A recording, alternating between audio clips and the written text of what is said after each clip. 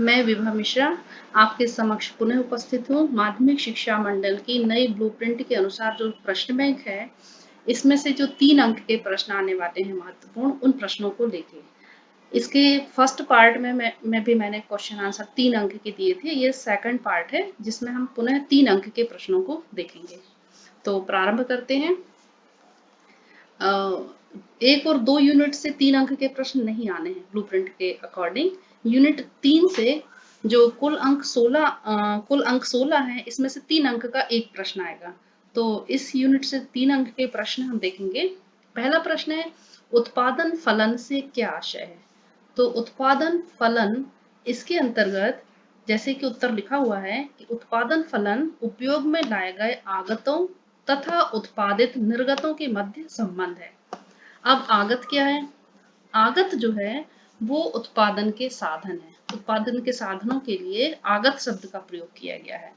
साधन जैसे उत्पादन के साधन जैसे आपने 11वीं क्लास में भी पढ़ा है, भूमि, पूंजी, श्रम, संगठन, साहस, जो उत्पादन के साधन है वो आगत है। और उत्पादन के साधनों के माध्यम से जो उत्पादन किया जाता है, उसके माध्यम से जो आउटपुट प्राप्त होता है, जो उत्पादन की मात्रा प्राप्त होती है, वह निर्गत कहलाता है। यानी उत्पादन की प्रक्रिया में आगतों को निर्गतों में परिवर्तित किया जाता है।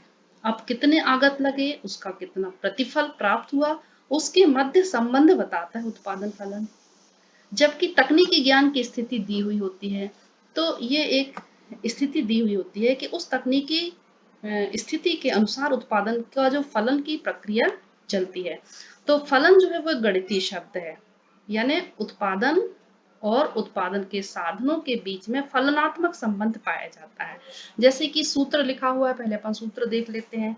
Q जो है वो उत्पादन की मात्रा है और बराबर F जो है वो फलनात्मक संबंध है, और ब्रैकेट में जो L और K लिखा हुआ है ये उत्पादन के साधन। उत्पादन के साधनों को हम L, K या ABCD या और भी उत्पादन के साधनों के माध्यम से हम किसी भी अक्षर से उसको हम प्रदर्शित कर सकते हैं। जैसा कि नीचे लिखा हुआ है कि L यहाँ श्रम है, K पूंजी है और Q जो है वह अधिकतम उत्पादन जो कि उत्पन्न किया जा सकता है।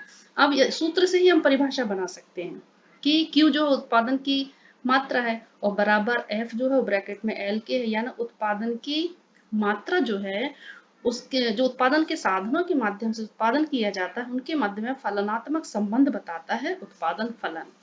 एक तकनीकी ज्ञान की स्थिति दी हुई होती है। प्रोफेसर वाटसन की परिभाषा भी लिखी हुई है, एक लाइन की परिभाषा, यदि हम याद कर लेते हैं तो इसमें अंक हमें अच्छे मिल सकते हैं परीक्षा में। तो वाटसन क्या कहते हैं? वाटसन के अनुसार किसी फर्म के भौतिक साधनों तथा उत्पाद की भौतिक मात्रा के संबंध को उत्पादन फलन कहते हैं। तो मेरे अंदाज से आपको उत्पादन फलन समझ में आ गया होगा। इसमें हमें ध्यान रखना है कि उत्पादन के साधनों के माध्यम से जो उत्पादन किया जाता है, उनके मध्य फलनात्मक जो संबंध है वो उत्पादन फलन कहलाता है। प्रश्न दूसरा और तीसरा, आगे के प्रश्न के लिए यदि हम ये तालिका समझ लें तो उसमें हमें आसानी होगी। तो उत्पादन जो किया जाता है वह 2 साधनों के माध्यम से किया जाता है, स्थिर लागत और परिवर्तनशील लागत। हम परिवर्तनशील साधन भी कह सकते हैं, स्थिर साधन और परिवर्तनशील साधन। स्थिर साधन के अंतर्गत या स्थिर लागत के अंतर्गत भूमि, भवन और मशीन आते हैं। इनको स्थिर लागत क्यों कहा गया है? भूमि और भवन तो ठीक है, स्थिर है, क्योंकि ये स्थिर होती है, एक स्थान से दूसरे स्थान नहीं जा सकती, तो ये ठीक है, स्थिर लागत है। लेकिन मशीन को भी स्थिर लागत के अंतर्गत रखा गया है, क्योंकि मशीन जो है वो कई सालों साल चलती है। यदि मशीन खराब भी हो जाती है तो उसके हम पार्ट्स को रिपेयर करा लेते हैं, कई सालों तक चलती है, तो मशीन को भी स्थिर लागत के अंतर्गत रखा गया है। इसी प्रकार से कुछ परिवर्तनशील साधन भी होते हैं जो उत्पादन के कार्यों में लगाए जाते हैं। परिवर्तनशील साधनों के अंतर्गत होती है जैसे पूंजी, श्रम, कच्चा माल और ईंधन आदि, ये कहलाते हैं परिवर्तनशील साधन। यानी उत्पादन की मात्रा जब हम बढ़ाते हैं तो इन साधनों का महत्वपूर्ण स्थान होता है। इनको हम प्रमुख लागत भी कहते हैं। जो परिवर्तनशील लागत है ये प्रमुख लागत भी कहलाते हैं। तो इन दोनों का योग जो होता है वो कुल लागत कहलाता है। जैसे सूत्र रूप में भी लिखा हुआ है कुल लागत, यानी TC बराबर FC plus VC, total cost बराबर fixed cost and variable cost. तो मेरे अंदाज से ये कुल लागत आपको समझ में आ गया होगा। कुल लागत 2 प्रकार की होती है, स्थिर लागत और परिवर्तनशील लागत। इस तालिका के माध्यम से भी हम देख सकते हैं। यदि हम तालिका समझ लेंगे तो आगे के प्रश्न आप अपने हिसाब से समझ के लिख सकते हो। जैसे कि आउटपुट लिखा हुआ है, आउटपुट यानी होता है उत्पादन की मात्रा। उत्पादन की मात्रा 0, 1, 2, 3, 4, 5, 6, 7, 8 लिखी हुई है। अब ये उत्पादन की मात्रा जो है वो ये बढ़ रही है। इसके लिए दो साधनों का प्रयोग किया गया है, एक स्थिर लागत और दूसरी परिवर्तनशील लागत। स्थिर लागत को जो हम फिक्स्ड कॉस्ट भी कहते हैं और वेरिएबल कॉस्ट। स्थिर लागत जो है हर बार 40 40 40 40 ही लिखा गया है। इसका कारण ये है कि अल्पकाल में यानी कम समय में यदि हम जल्दी ही उत्पादन की मात्रा में वृद्धि करते हैं तो स्थिर लागत स्थिर होती है। कैसे स्थिर होती है? यानी भूमि भवन जो हम प्रयोग में कर रहे हैं वो हम एकदम से नहीं बढ़ाते, मशीन जो हमने प्रयोग में ला रहे हैं वो भी हम कई सालों तक लगाते हैं। तो अल्पकाल यानी कम समय, बहुत लंबा समय नहीं। अल्पकाल में यदि हम उत्पादन की मात्रा बढ़ानी है तो उसी स्थिर साधन में हमारा उत्पादन हो जाता है, तो हर बार वह स्थिर होती है। या यदि हम मशीन किराए से ले रहे हैं तो मशीन का किराया जो दे रहे हैं हम वही देंगे, भूमि या भवन है उसके लिए जो है वो भी हम वही देंगे। तो स्थिर लागत जो है अल्पकाल में कैसी होती है? स्थिर होती है। इसके साथ अब स्थिर लागत से ही काम नहीं चलता, यदि हम उत्पादन करना है तो उत्पादन के लिए हमें परिवर्तनशील लागत भी आवश्यक है, जो कि वेरिएबल कॉस्ट के रूप में ये दिखाई गई है। तो अब ये अंक बढ़ते हुए हैं 0, 20, 30, 32। इसका आशय ये है कि जैसे जैसे आउटपुट यानी उत्पादन की मात्रा बढ़ रही है वैसे वैसे परिवर्तनशील लागतों की मात्रा में भी हमें वृद्धि करनी होती है। यानी हमें पूंजी ज्यादा लगेगी, श्रम, कच्चा माल, ईंधन, इनकी मात्रा हमें बढ़ानी पड़ेगी।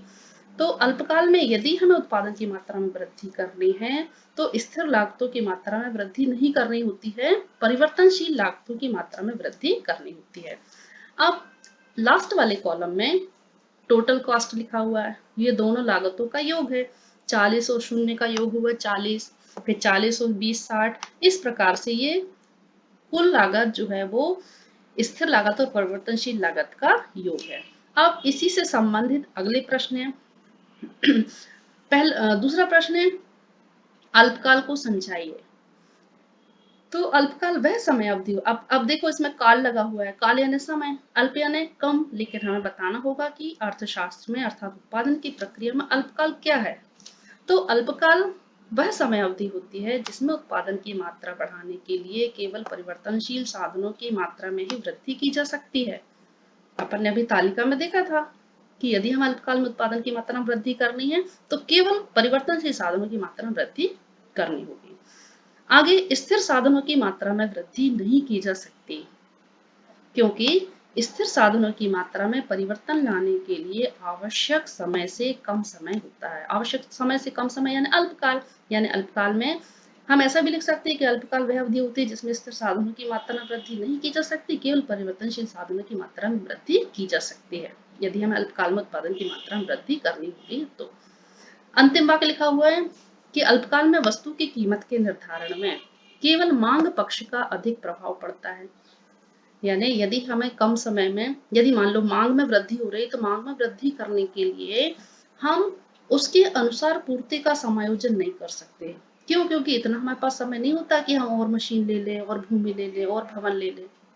यदि हम और भूमि भवन मशीन लेंगे तब हम मांग के अनुसार पूर्ति का समायोजन कर सकते हैं, तब पूर्ति के अनुसार कीमत होगी।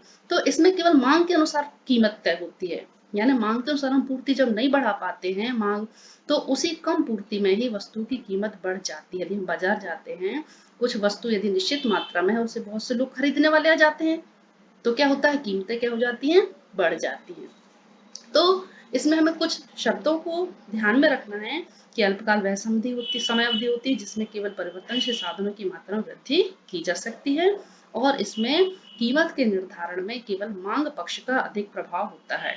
इस काल में स्थिर साधनों की मात्रा में वृद्धि नहीं की जा सकती। मेरे अंदाज से आपको समझ में आ गया होगा, तालिका के माध्यम से भी और अच्छे से इसको हम अपने हिसाब से लिख सकते हैं। प्रश्न तीसरा, दीर्घकाल का अर्थ स्पष्ट कीजिए। अब दीर्घकाल ये भी समय से संबंधित, दीर्घ यानी लंबा, कितना लंबा समय? इतना लंबा समय होता है। यानी दीर्घकाल वह समय अवधि होती है जिसमें उत्पादन की मात्रा बढ़ाने के लिए परिवर्तनशील साधनों के साथ साथ स्थिर साधनों की मात्रा में भी परिवर्तन किया जा सकता है।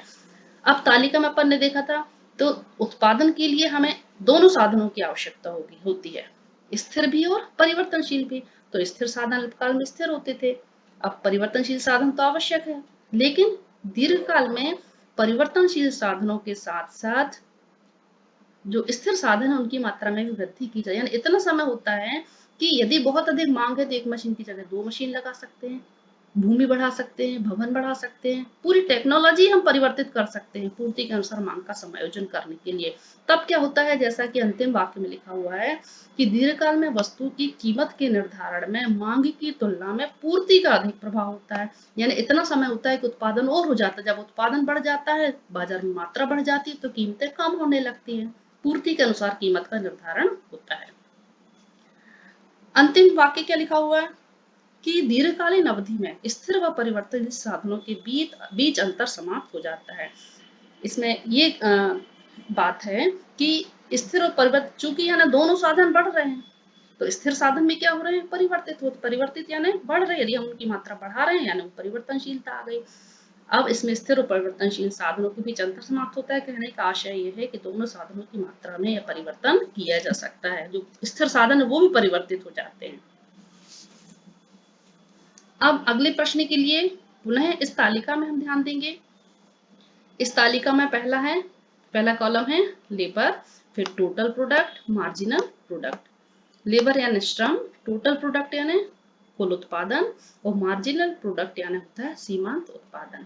अब उत्पादन के लिए हम मान लें ये साधन है, जो साधन है कोई भी साधन है या समस्त साधनों में से कुछ साधन यदि हम ले लेते हैं, तो इस तालिका के अनुसार यदि हमने श्रम लिया है तो जैसे जैसे पहले कॉलम में जैसे जैसे श्रम की मात्रा में वृद्धि हो रही है, 1 2 3 4 5 6 7 8 9 10 ये श्रम बढ़ रहे हैं, तो जब ज्यादा श्रमिक लगाएंगे तो कुल उत्पादन बढ़ेगा। तो कुल उत्पादन में हमने काल्पनिक तालिका बनाई हुई है, एक श्रमिक है, 0 श्रमिक है तो 0 उत्पादन हो रहा है, फिर एक श्रमिक उत्पादन कर रहा है 20, दूसरा श्रमिक 50 मिलके 3, यानी कुल यानी समस्त श्रमिक आग सबसे लास्ट में देखिए पूरे 10 श्रमिक मिला के कितना उत्पादन कर रहे हैं, 110 उत्पादन हो रहा है। तो ये कौन सा उत्पादन है, कुल उत्पादन। अब कुल उत्पादन यानी उत्पादन के समस्त साधन मिलकर जो भी उत्पादन करते हैं वो कुल उत्पादन हो गया। अब सीमांत प्रोडक्ट अंतिम कॉलम में है, सीमांत मार्जिनल प्रोडक्ट यानी सीमांत यानी अंतिम इकाई या एक इकाई, यानी अलग अलग श्रमिक के द्वारा किया गया यदि हम उत्पादन निकालेंगे तो जैसे पहले श्रमिक के द्वारा 0 है तो 0, पहले श्रमिक के द्वारा 20 उत्पादन हो रहा है, अब दूसरा श्रमिक के उत्पाद 2 श्रमिक मिलकर कुल उत्पादन कर रहे हैं 50, तो अपन इनके बीच का अंतर निकालेंगे। अंतर निकालने के लिए 50 में से 20 घटाएंगे, तो पहले के सामने 20 के सामने 20 इसलिए है क्योंकि पहले श्रमिक के द्वारा कुल उत्पादन भी 20 हो रहा है, सीमांत भी 20 होगा, लेकिन दूसरे श्रमिक जब लगाए तो दोनों श्रमिक मिलके कुल उत्पादन 50 कर रहे हैं, तो दूसरे श्रमिक का कितना सहयोग है, एक श्रमिक तो 20 कर रहा था, अब 2 श्रमिक मिलके 50 कर रहे हैं, तो दूसरे श्रमिक का सहयोग कितना सहयोग दिया जा रहा है उसके द्वारा उत्पादन में। इसके लिए हम दोनों के बीच का अंतर निकालेंगे। अंतर कैसे निकालेंगे, 50 में से 20 घटा देंगे तो कितना आ गया, 30। अब तीसरी इकाई यानी 3 मिलकर 75 कर रहे हैं, लेकिन तीसरे श्रमिक का सहयोग कितना है, तो उसके लिए हम 75 में से 50 घटाएंगे तो कितना हुआ, ये 25। तो हर अगली इकाई के द्वारा जो अतिरिक्त कुल उत्पादन हो रहा है वो कहलाता है सीमांत उत्पादन। अब इससे संबंधित प्रश्न उत्तर है कुछ। चौथा इसमें यहाँ अपन इससे संबंधित पहले 5वां प्रश्न देख लेते हैं। तो क्या है, कुल उत्पादन तथा सीमांत उत्पादन का अर्थ लिखिए।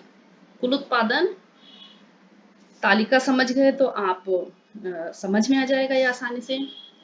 कुल उत्पादन के विभिन्न साधनों का एक निश्चित समय अवधि में, यहाँ विभिन्न साधन लिखा, अपन ने वहां श्रम बस लिया था, उसका आशय है अब तालिका तो अपन बहुत सारे साधन एक साथ नहीं ले सकते, लेकिन मान लो अपन ने जो विभिन्न साधनों में कुछ साधन लिए, तो मान लो एक साधन लिया था श्रम, तो लेकिन कुल उत्पादन की परिभाषा में क्या लिखा हुआ है, उत्पादन के विभिन्न साधनों का एक निश्चित समय अवधि में प्रयोग करने से जो उत्पादन प्राप्त होता है उसे कुल उत्पादन कहा जाता है। अल्पकाल में कुल उत्पादन परिवर्तनशील साधनों की मात्रा में वृद्धि किए जाने से बढ़ता है, जो अपन ने पहली तालिका में भी देखा था। तो अल्पकाल में परिवर्तनशील साधनों की मात्रा में वृद्धि किए जाते हैं जिससे उत्पादन क्या होता है, बढ़ता है। अब यहाँ कुल लगा हुआ, कुल यानी विभिन्न साधनों के द्वारा जो भी कुल उत्पादन होता है पूरा मिलाकर एक निश्चित समयावधि में, उसे हम कहते हैं कुल उत्पादन। सीमांत उत्पादन की अन्य साधनों को स्थिर रखकर परिवर्तनशील साधनों की एक अतिरिक्त इकाई का उत्पादन में प्रयोग करने से कुल उत्पादन में जो वृद्धि होती है उसे ही सीमांत उत्पादन कहा जाता है। अभी अपन ने वहां तालिका में केवल एक साधन वृद्धि कर रहे थे, यानी कुछ साधन को स्थिर रखकर कुछ साधनों की मात्रा में वृद्धि की जाती है। अब यहाँ स्थिर साधन अन्य साधनों को स्थिर रखकर परिवर्तनशील साधनों की हम एक इकाई यानी श्रम की इकाई बढ़ा रहे थे, उसको बढ़ाने से जो भी उत्पादन में वृद्धि हो रही थी कुल उत्पादन में, उसे हम कहते हैं सीमांत उत्पादन। अब ऊपर प्रश्न चौथा, पैमाने के प्रतिफल किसे कहते हैं?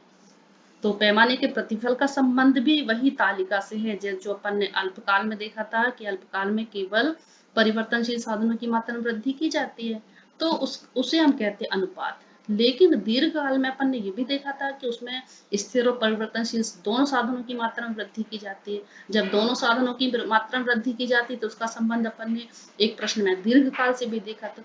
तो जो दीर्घकाल और सभी साधनों की मात्रा में परिवर्तन वही है पैमाना। देखिए क्या लिखा हुआ है, पैमाने के प्रतिफल उत्पादन फलन की दीर्घकालीन प्रवृत्ति को सूचित करते हैं। उत्पादन फलन यानी वही उत्पाद साधनों की मात्रा में वृद्धि से जो उत्पादन परिवर्तन होता है उसमें एक फलनात्मक संबंध होता है, उसमें उत्पादन फलन कहते हैं।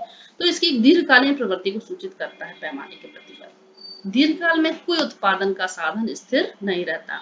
क्यों नहीं रहता स्थिर? क्योंकि अपन ने ये भी देखा था कि दीर्घकाल में परिवर्तनशील साधनों के साथ साथ स्थिर साधनों में भी परिवर्तन किया जा सकता है, तो कोई भी साधन स्थिर नहीं रहता, यानी सभी साधन परिवर्तित हो जाते हैं। आगे लिखा हुआ है, सभी उत्पत्ति के साधन परिवर्तनशील हो जाते हैं तथा उन्हें आवश्यकता अनुसार परिवर्तित भी किया जा सकता है। उत्पादन की मात्रा के अनुसार हम कमी वृद्धि कर सकते हैं दोनों साधनों में, इतना हमारे पास लंबा समय होता है, दीर्घकालीन अवधि होती है, और उसका संबंध कैसे होता है? पैमाने से। आगे लिखा हुआ इसमें, इस प्रकार के परिवर्तनों के परिणाम स्वरूप उत्पादन की प्रक्रिया को पैमाने का प्रतिफल कहा जाता है। इस प्रकार की परिवर्तन के परिणाम स्वरूप यानी जिसमें स्थिर परिवर्तनशील दोनों साधनों की मात्रा में वृद्धि करते हैं, जिसका संबंध दीर्घकाल से होता है, उसे हम कहते हैं पैमाने के प्रतिफल। आगे पैमाने प्रतिफल के नियम से संबंधित भी हम दीर्घकालीन प्रश्नों में देखेंगे कि पैमाने के प्रतिफल की कुछ अवस्थाएं होती हैं। तो चूंकि ये 3 अंक का प्रश्न है तो आप पैमाने के प्रतिफल का आशय हम लिख सकते हैं। आगे हम अवस्थाएं भी लिख सकते हैं, हालांकि जो हम आगे देखेंगे। प्रश्न 5वां ये देख लिया था अपन ने। प्रश्न 6वां, कुल लागत से क्या अभिप्राय है? ये भी तालिका से संबंधित है। कुल लागत से अभिप्राय किसी वस्तु के उत्पादन में होने वाले व्ययों या खर्चों, जिसे हम योग भी व्यय खर्च उनके योग से है। जो भी खर्च होता है उत्पादन के लागत में, जो भी व्यय होता है, उत्पादन के साधनों को जो प्रतिफल दिया जाता है, जैसे हमने श्रमिक लगाए तो श्रमिकों को हम मजदूरी देंगे, पूंजीपति से हमने पूंजी उधार ली तो उसको बदले में ब्याज देंगे। तो इस प्रकार से जो भी खर्चे होते हैं, कच्चा माल खरीदेंगे तो जो भी खर्चे होते हैं उन सबका योग कितना खर्च हुआ वो कहलाती है कुल लागत। आगे लिखा हुआ है कि उत्पादन की मात्रा में वृद्धि के साथ साथ कुल लागत में भी वृद्धि होती चली जाती है। क्यों वृद्धि होती है? क्योंकि चाहे अल्पकाल हो चाहे दीर्घकाल हो, साधन परिवर्तित होते हैं। अल्पकाल में भले ही परिवर्तनशील लागत बढ़े, लेकिन कुल लागत तो बढ़ेगी, क्योंकि कुल लागत स्थिर और परिवर्तनशील लागत का योग होता है। तो उत्पादन की मात्रा में वृद्धि के साथ साथ कुल लागत में भी वृद्धि होती है। आगे लिखा हुआ है, कुल लागत 2 प्रकार की होती है, स्थिर लागत एवं परिवर्तनशील लागत। अपन ने पिछली तालिका में दोनों का देखा था कि स्थिर परिवर्तनशील लागत का योग होता है कुल लागत। कुल लागत का सूत्र देखेंगे। सूत्र है कुल लागत बराबर स्थिर लागत धन परिवर्तनशील लागत। इसको शॉर्ट फॉर्म में हम TC total cost, FC fixed cost और वीसी जो है वो वेरिएबल कॉस्ट। मेरे अंदाज से आपको प्रश्न समझ में आ गए होंगे उत्तर। मैं आपको पिछली वीडियो में भी बताई थी कि अर्थशास्त्र जो है वो समझने का विषय है। यदि आप अच्छे से समझते हैं तो आप अपने हिसाब से लिख सकते हो और आपको ये स्थायी नॉलेज भी हो जाएगा। आगे बढ़ते हैं हम 3 अंक के प्रश्न यूनिट 7 में। यूनिट 7 में कुल अंक हैं 16 अंक के प्रश्न उत्तर आएंगे, जिसमें से 3 अंक का एक प्रश्न आएगा। तो वो प्रश्न बैंक के अनुसार 3 अंक के प्रश्नों के जो महत्वपूर्ण प्रश्न दिए हुए हैं वो हम देखेंगे। पहला प्रश्न है, मुद्रा का अर्थ समझाइए। तो इसमें सीधे मैंने प्रोफेसर मार्शल की परिभाषा दी हुई है। परिभाषा आपको थोड़ी सी क्लिष्ट जरूर लग रही होगी, लेकिन यदि आप इसको समझते हैं, इसके शब्दों को पकड़ते हैं, तो आपको बहुत अच्छे से आसानी से याद हो जाएगी। तो प्रोफेसर मार्शल क्या कहते हैं कि मुद्रा के अंतर्गत वे समस्त वस्तुएं सम्मिलित की जाती हैं। अब यहाँ मुद्रा को उन्होंने कौन से शब्द का प्रयोग किया है? वस्तुएं।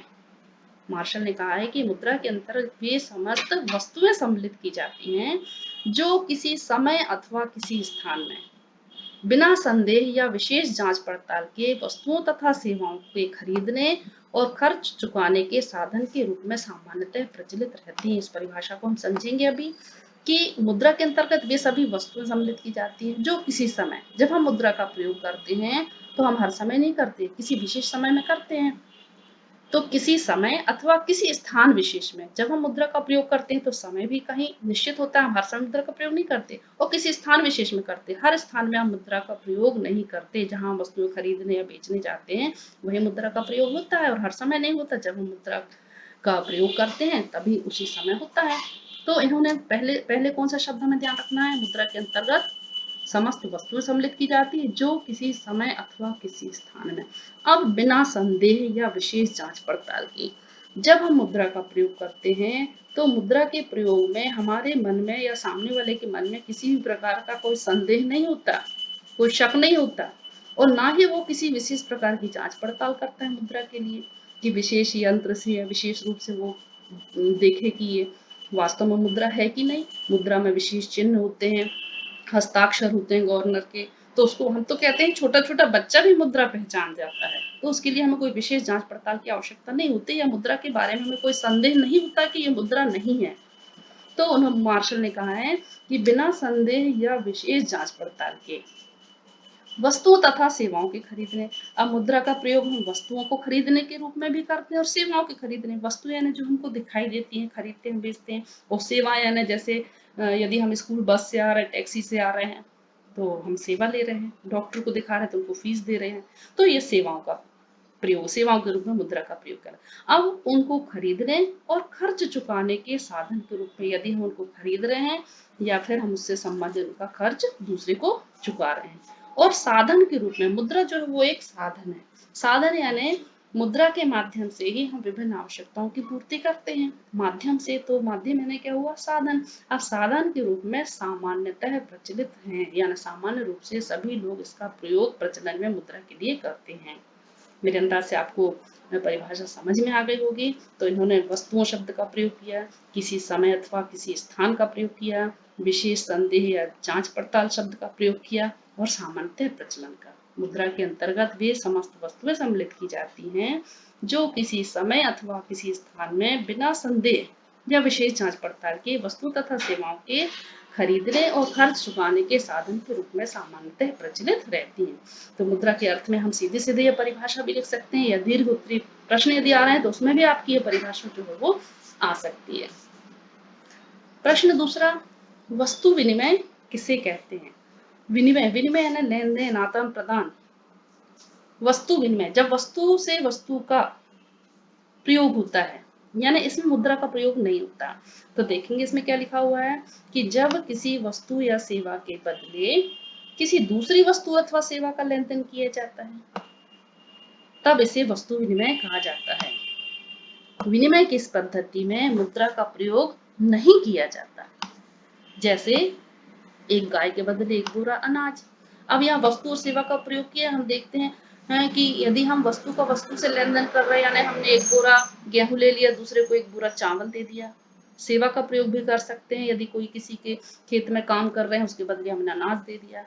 तो वस्तु या सेवा का लेन देन वस्तु अथवा सेवा से ही किया जाता है।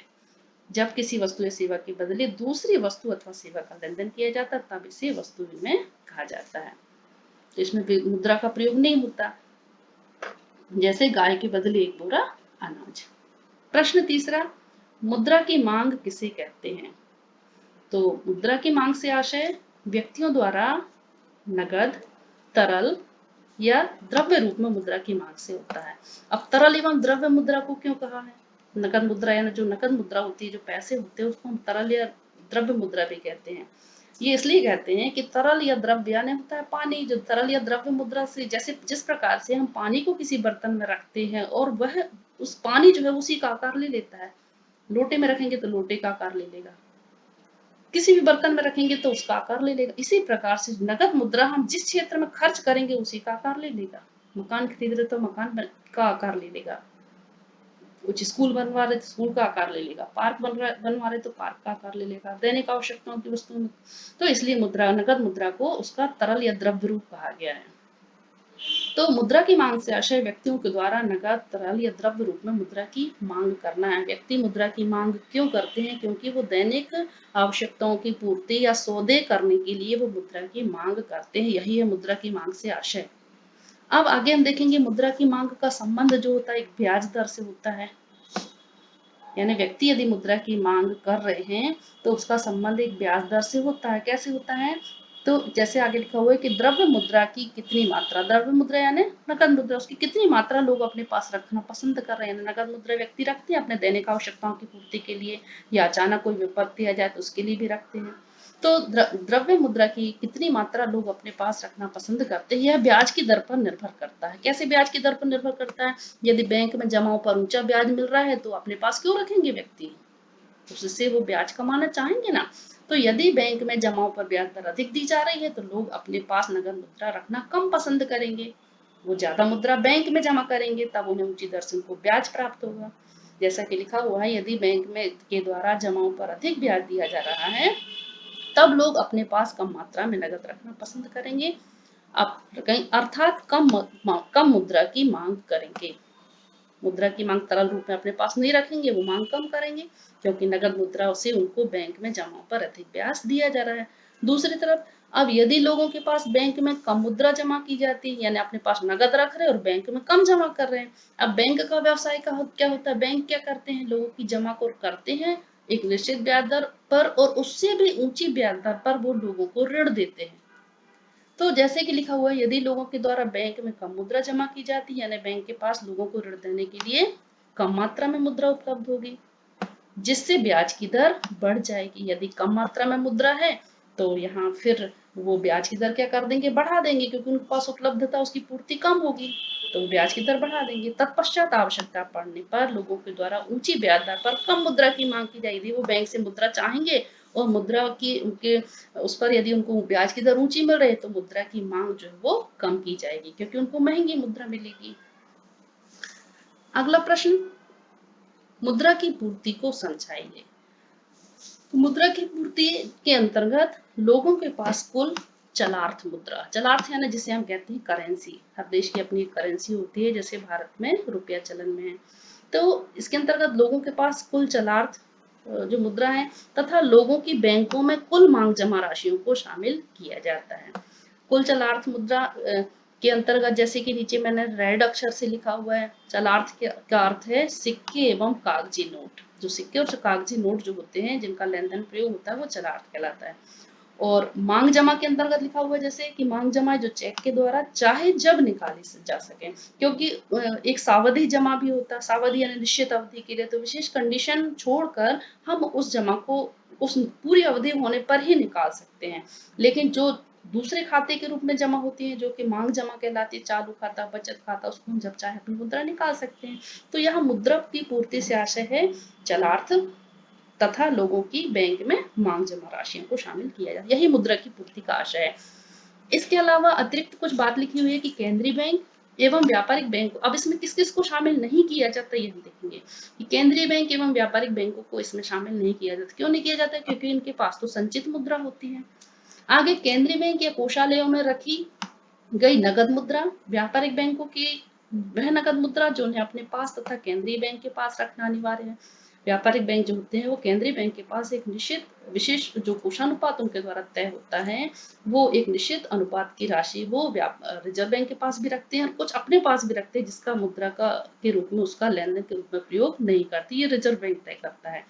तो वही लिखा हुआ कि व्यापारिक बैंक को वह नगद मुद्रा जो उन्हें अपने पास तथा केंद्रीय बैंक के पास रखना अनिवार्य होता है, तथा केंद्रीय बैंक की ना देने योग्य मुद्रा को भी मुद्रा की पूर्ति में शामिल नहीं किया जाता। कुछ केंद्रीय बैंक के पास जो होती है, जो अन्य बैंकों को मुद्रा देते हैं, तो उसको भी मुद्रा की पूर्ति में शामिल नहीं किया जाता। तो मुद्रा की पूर्ति से विशेष आशय यही है कि इसमें चलार्थ मुद्रा तथा लोगों की मांग जमा राशियों को शामिल किया जाता है। अगला प्रश्न, केंद्रीय बैंक किसे कहते हैं? तो केंद्रीय बैंक का अर्थ किसी देश का केंद्रीय बैंक उस देश की सर्वोच्च वित्तीय संस्था हो, सर्वोच्च यानी सबसे ऊपर, जिसे हम प्रधान बैंक भी कहते हैं। हर देश का अपना एक केंद्रीय बैंक होता है। तो यह देश का शिखर बैंक होता है। शिखर यानी भी होता है सबसे ऊंचा पर्वत। शीर्ष बैंक भी किसे कहते हैं, इसी को शीर्ष बैंक भी कहा गया। शीर्ष यानी क्या होता है, सिर। इस प्रकार से हमारे शरीर में सबसे ऊपर सिर का स्थान है, इसी प्रकार से केंद्रीय बैंक अन्य बैंकों में सबसे ऊंचा बैंक है।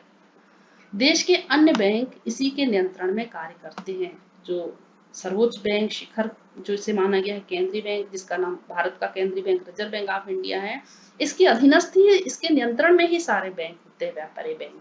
तो अन्य बैंक इसी के नियंत्रण में कार्य करते हैं। इस बैंक को नोट निर्गमन का एक अधिकार प्राप्त है। नोटों का निर्गमन का विशेष एकाधिकार केंद्रीय बैंक को है। भारत में रिजर्व बैंक ऑफ इंडिया ही नोटों का निर्गमन करता है। 2 रुपए से जो सबसे बड़ा 2000 तक का नोट है वो रिजर्व बैंक ऑफ इंडिया निर्गमित करता है, और 1 रुपए का नोट जो सिक्के हैं वो भारत सरकार का वित्त विभाग। यह बैंक अर्थव्यवस्था में मुद्रा की पूर्ति एवं साख को नियंत्रित करता है। बैंक मुद्रा का निर्गमन करता है तो मुद्रा की पूर्ति एवं साख पर भी इसका नियंत्रण रहता है, उसके निर्गमन पर भी नियंत्रण रखता है। विशेष प्रकार की क्रियाओं के द्वारा ये नियंत्रित करता है। Reserve bank of India Bharat का केंद्रीय बैंक है। भारत में केंद्रीय बैंक जो कि रिजर्व बैंक ऑफ इंडिया, इसकी स्थापना 1 अप्रैल 1935 को हुई और इसका प्रधान कार्यालय जो है वो मुंबई में है। आगे एक परिभाषा भी देखेंगे केंट के अनुसार। छोटी सी परिभाषा है, विनम्रता से आसानी से आपको याद भी हो जाएगी कि केंद्रीय बैंक वह संस्था है जिसे सामान्य सार्वजनिक हित में मुद्रा की मात्रा के विस्तार एवं संकुचन का उत्तरदायित्व दे दिया गया हो। ये सार्वजनिक हित जो लिखा हुआ, सार्वजनिक हित यानी जो केंद्रीय बैंक होता है वह सार्वजनिक हित में कार्य कर, स्वहित की भावना से कार्य नहीं करता। जो व्यापारिक बैंक होते हैं वो अपना लाभ देखते हैं, लेकिन केंद्रीय बैंक जो है वो सरकार का बैंक होता है। सार्वजनिक कल्याण के रूप में ये कार्य करता है, जिसके माध्यम से मुद्रा के विस्तार एवं संकुचन पर नियंत्रण भी रखता है और इसका ये उत्तरदायित्व। तो केंट के अनुसार यदि हम परिभाषा लिख रहे हैं तो उनकी परिभाषा हमको इन्हीं शब्दों में याद करनी होगी। Thank you.